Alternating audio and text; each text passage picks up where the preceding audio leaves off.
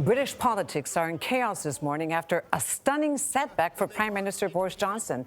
Opposition lawmakers are trying to pass a law to stop Johnson from taking Britain out of the EU without a divorce agreement. The so-called no-deal Brexit could send shockwaves to the world economies, including the U.S. Mark Phillips is outside Parliament in London.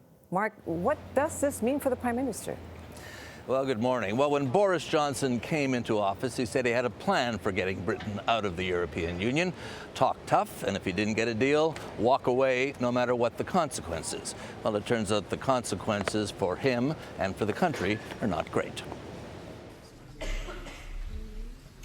The ayes to the right, 328.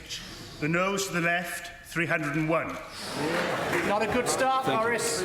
Not a good start at all for Boris Johnson, the man President Trump said would do a great job as Prime Minister. In his first test since taking office, he lost. So the ayes have it. The vote means Johnson's one negotiating card. His threat to walk away from the European Union at the end of next month, with or without a new trade deal, is now effectively off the table. Johnson's response: to threaten to call an election. I don't want an election, but if MPs vote tomorrow to stop negotiations, then that would be the only way to resolve this. The opposition's response: bring it on.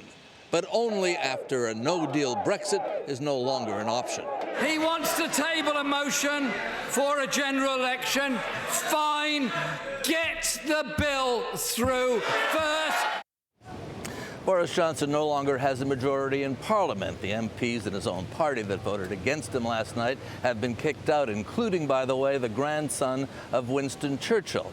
An election now seems the likeliest outcome, and as for Brexit, it seems it's ready for another delay. Anthony? Mark Phillips with the commotion in London. Thanks, Mark.